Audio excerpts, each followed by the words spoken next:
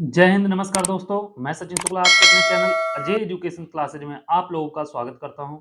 आज हम लोग पढ़ेंगे पॉलिटेक्निक के मोस्ट इंपॉर्टेंट क्वेश्चन के बारे में, जो आपको पढ़ना बहुत ही जरूरी है। अभी पढ़ोगे मजा आ जाएगा, एक एक क्वेश्चन बहुत ही इंपॉर्टेंट। ठीक है, तो पहला क्वेश्चन क्या दिया बेटा? उष्मा की आंतरिक तुल्यांक की एसआई इकाई है, कौन सी है बेटा? बताना इसमें। जूल प्रति कैलोरी, अर्ग प्रति कैलोरी, या कैलोरी प्रति अर्ग, जूल कैलोरी। तो क्या है उष्मा की यांत्रिक तुल्यांक की एसआई इकाई? क्या है? जल्दी से कमेंट करके बताओ क्या होगा। जूल प्रति कैलोरी हो जाएगा। ठीक है, कोई दिक्कत नहीं होगी। इतना मस्त क्वेश्चन था ना। दूसरा क्वेश्चन क्या कह रहा? यदि द्रव के तापमान में वृद्धि की जाए तो इसका पृष्ठ तनाव क्या होगा? ताप बढ़ाओगे बेटा तो क्या होगा? बढ़ेगा। बढ़ता है या घटता है? नियत रहता है। पहले बढ़ता है फिर घटता है। क्या होगा? घटता है। क्या होगा बेटा? इसका ऑप्शन बी सही होगा। ठीक है, अगला क्वेश्चन कह रहा है, क्या कह रहा है कि सरल आवर्त गति कर रहे कण की ऊर्जा निर्भर करती है। सरल आवर्त गति कर रहे कण की ऊर्जा निर्भर करती है केवल आयाम पर, केवल वेग पर, आयाम तथा आवृत्ति पर, केवल आवृत्ति पर। तो आपको बताना है कि सरल आवर्त गति कर रहे कण की ऊर्जा निर्भर किस पर करती है? किस पर करती? आयाम तथा आवृत्ति पर। सी इसका क्या हो जाएगा? राइट आंसर हो जाएगा। ठीक है, चलो आ जाओ अगले क्वेश्चन की तरफ। अगला क्वेश्चन क्या कह रहा? गुप्त उष्मा की सीजीएस इकाई क्या है? कैलोरी ग्राम है, जूल प्रति किलोग्राम है, जूल किलोग्राम है, कैलोरी प्रति ग्राम है। तो क्या होगा? गुप्त उष्मा की सीजीएस इकाई जो होगी क्या होगा? कैलोरी प्रति ग्राम होगा। ठीक है, कर लोगे। अगला क्वेश्चन कह रहा सीजीएस पद्धति में बल की इकाई क्या है? अब बल की इकाई बताना। न्यूटन है, डाइन है, न्यूटन मीटर है, इनमें से कोई नहीं। सीजीएस पद्धति में बल की इकाई बताना है बेटा। तो सीजीएस पद्धति में बल की इकाई जो होगी क्या होगा? डाइन होगा। किसमें? सीजीएस में। ठीक है, उम्मीद करता हूं इतना बहुत अच्छी तरीके से समझ में आया होगा। अगला क्वेश्चन क्या कह रहा है?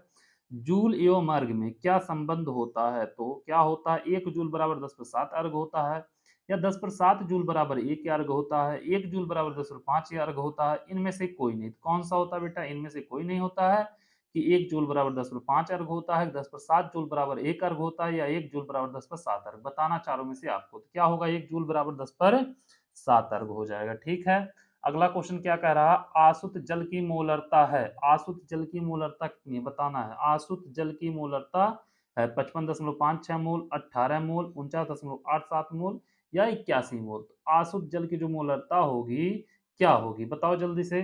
तो आसुत जल की मोलरता हो जाएगी बेटा 55.56 मोल। अगला क्वेश्चन क्या कर रहा? सोडियम का इलेक्ट्रॉनिक विन्यास। तो बताओ जल्दी से सोडियम का इलेक्ट्रॉनिक विन्यास। बहुत इजी क्वेश्चन आ गया। देखो 2 8 8 2 है, या 2 8 1 है, 2 6 है, 2 8 6। तो सोडियम 11 होता है। तो कितना हो जाएगा बेटा? 2 8 8 2 8 8 16, 2 18 2 20 तो हो गए नहीं। 2 6 8 हो जाएगा, 8 2 10 6 16, ये भी नहीं होगा। 2 8 1 कितना हो जाएगा बेटा? 2 8 1 हो जाएगा। ठीक है, कर लोगे आप लोग इतना बड़े आराम से। उसके बाद अगला क्वेश्चन क्या कह रहा है? कह रहा है गैस द्रवित की जा सकती है। गैस को द्रवित किया जा सकता है। कैसे बेटा? क्रांतिक ताप से ऊपर के ताप पर, क्रांतिक ताप से कम ताप पर, किसी भी ताप पर, उपरोक्त में से कोई नहीं। तो गैस द्रवित की जा सकती है बेटा क्रांतिक ताप जो होती है उससे कम ताप पर, मतलब क्रांतिक ताप से कम ताप पर। बी ऑप्शन क्या हो जाएगा? राइट हो जाएगा। चलो आ जाओ अगला क्वेश्चन देखते हैं। अगला क्वेश्चन क्या कह रहा है? अगला क्वेश्चन कह रहा है दो समान अथवा असमान तत्वों के परमाणुओं के बीच परस्पर समान इलेक्ट्रॉनों के साझे से बनने वाला आबंध होता है। दो समान अथवा असमान, बहुत मस्त क्वेश्चन है बेटा। तत्वों के परमाणुओं के बीच परस्पर समान इलेक्ट्रॉन के साझे से बनने वाला आबंध होता है। उपसह संयोजक आबंध, आयनिक आबंध, धात्विक आबंध, सहसंयोजक आबंध। तो क्या होगा बेटा? सहसंयोजक आबंध हो जाएगा। ऑप्शन डी इसका क्या हो जाएगा? राइट आंसर हो जाएगा। इतना समझ में आया होगा आप लोगों को। अगला क्वेश्चन क्या कह रहा? एक गतिमान पिंड समय के वर्ग के अनुक्रमानुपात में दूरियां तय कर रहा है, तो पिंड का त्वरण क्या होगा? नियत है या शून्य है, बढ़ रहा है या घट रहा है? एक गतिमान पिंड समय के वर्ग के अनुक्रमानुपात में दूरियां तय कर रहा है, तो बेटा क्या होगा? नियत होगा। ठीक है, उम्मीद करता हूं बहुत अच्छी तरीके से इतना आप लोगों को समझ में आया है। चलो अगला क्वेश्चन क्या कह रहा है? अगला क्वेश्चन देखते हैं।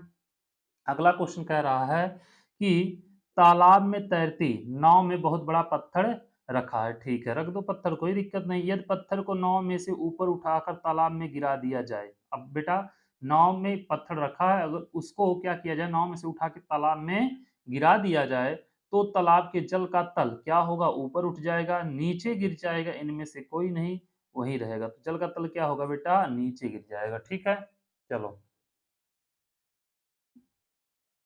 अगला क्वेश्चन क्या कह रहा है, दो द्रव्यमानों यम1 तथा यम2 जिनके बीच की दूरी r है, इसके बीच लगने वाला गुरुत्वाकर्षण बल F है।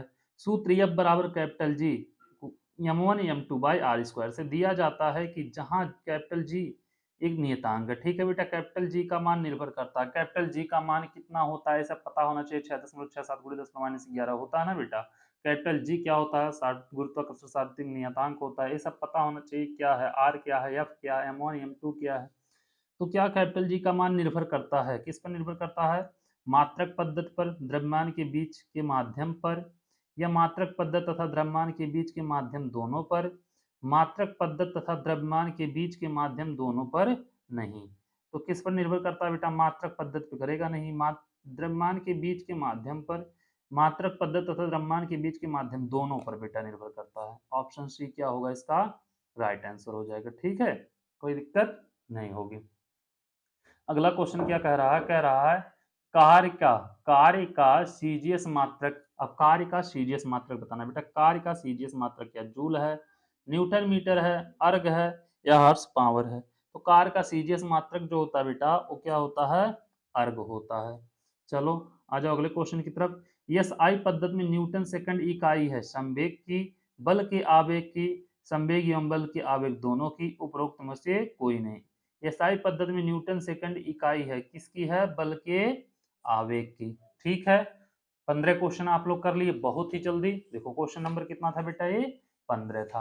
आ जाओ अगले क्वेश्चन की तरफ। अगला क्वेश्चन क्या कह रहा है, और बहुत ही जल्दी हम लोगों ने 15 क्वेश्चन पढ़ लिया।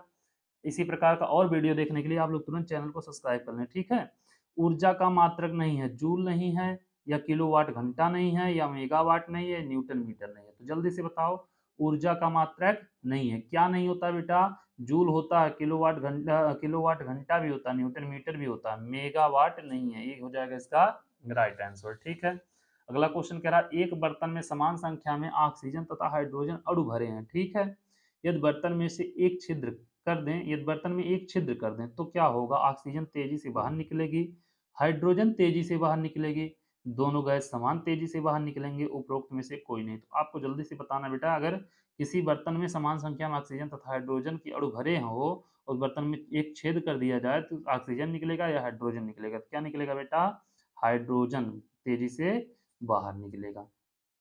कोई दिक्कत नहीं होगा। अगले क्वेश्चन पे आ जाओ। अगला क्वेश्चन क्या कह रहा है, अगला क्वेश्चन कह रहा है बाबू कि कृत्रिम उपग्रह में एक अंतरिक्ष यात्री स्याही में पेन को डुबोकर पेन में स्याही भरने का प्रयास करता है। स्याही पेन में भरी जाएगी, क्या होगा बेटा, भरी जाएगी, नहीं भरी जाएगी, स्याही की गुणवत्ता पर निर्भर करेगा, कुछ कहा नहीं जा सकता। तो क्या होगा बेटा, स्याही पेन में क्या होगा, नहीं भरी जाएगी।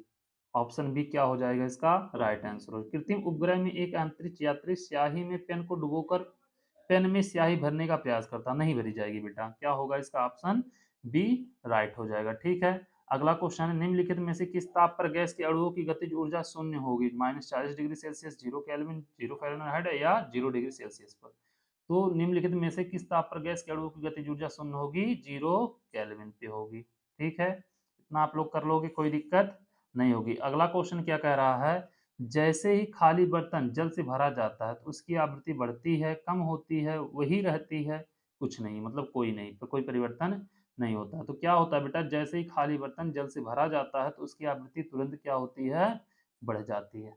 हम लोगों ने बहुत ही कम टाइम में 20 क्वेश्चन कर लिए हैं। इसी टाइप के और सारे क्वेश्चन देखने के लिए, क्योंकि पेपर आप लोगों को चल रहा है, हमारे चैनल को सब्सक्राइब और वीडियो को लाइक जरूर करें। Thank you so much.